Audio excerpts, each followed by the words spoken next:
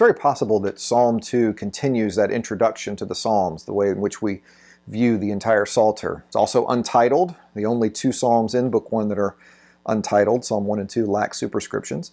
But very different in tone, certainly a royal psalm, and you'll see that as we look at the text together.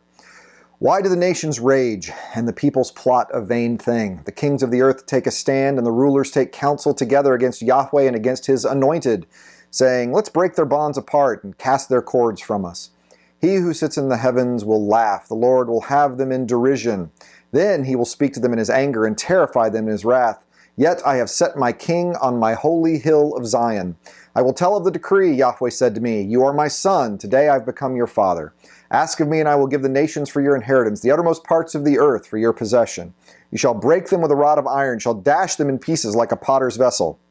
Now therefore, be wise, you kings, be instructed, judges of the earth. Serve Yahweh with fear, rejoice with trembling. Give sincere homage to the Son, lest he be angry and you perish on the way, for his wrath will soon be kindled. Blessed are all those who take refuge in him. So first of all, we see the ending of this psalm, blessed, closing as Psalm 1 opened, as we've said before, with the word ashrei, that inclusio perhaps echoing a connection, but there's other connections as well. In fact, in verse 1, there's an important shared connection. The people's plot a vain thing, as this translation has, or murmur in emptiness. The word plot or murmur is that word haga that you find in Psalm 1 regarding what the righteous person does with the Torah. So the righteous person, haga, meditates on Torah. The nations of the earth murmur or haga or meditate on a vain thing, on ridiculousness. In this case, trying to escape God's power through God's anointed, which is another word we ought to talk about. The anointed of God. It's the first time in the Psalms we've seen the word Masiach in Hebrew, Messiah in English. The Greek translation, the Septuagint, always translates that Christos, short, obviously the Greek form for Christ.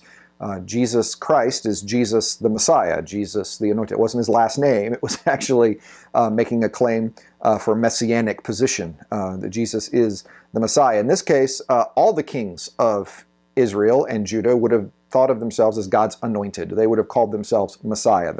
That is a royal picture that Jesus is claiming for himself in the New Testament, and that you see here in the Old Testament, in this case, the descendants of David. We don't know really the setting of Psalm 2. It may have been part of an inauguration ceremony, a coronation, I should say, whenever a king is crowned and you have that great optimism of beginnings that happen and talk about the power that's going to come. So that's really a very exciting thing. Also, we saw that in the Psalm 1, the righteous person is meditating on God's Torah, God's instruction. Here we see that the nations, or the judges of the earth, need to be instructed to serve Yahweh with fear. I wanted to say a word about that because that's another cultural gap between us. We really don't have kings. We really don't have shepherds. We really don't have some of these other metaphors that the Psalms use. But serving Yahweh with fear, and fear of Yahweh, fear of the Lord, is something I think that can kind of get in the way of understanding for contemporary readers. Whenever Bibles come across that word yirah, fear in Hebrew, they usually go with, sometimes they'll do it literally, but very often they will go revere, or something with reverence, homage, something that recognizes some manner of respect.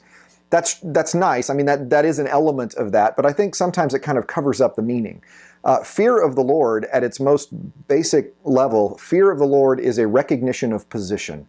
Fear of the Lord is to say that Yahweh is God and I am not. It is to recognize that I should do things Yahweh's way and not my own way. I mean, a lack of fear of the Lord is the basis of all sin. It's to say that I know better for my life than God does.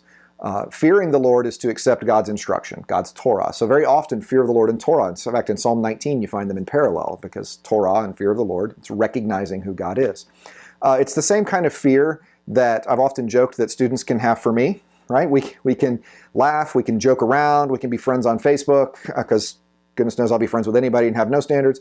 But at the end of the day, there's a line you don't cross. There's a remembrance that I'm professor and you are student, and that needs to be honored and that needs to be remembered. And if you cross that line, I can seek consequences in that regard. I can fail you if you behave at the end of the day, I am professor and you are student. At the end of the day, Yahweh is Yahweh and you are not. You are not God. You are not the God of all creation. And recognizing that position in many ways is fear of the Lord.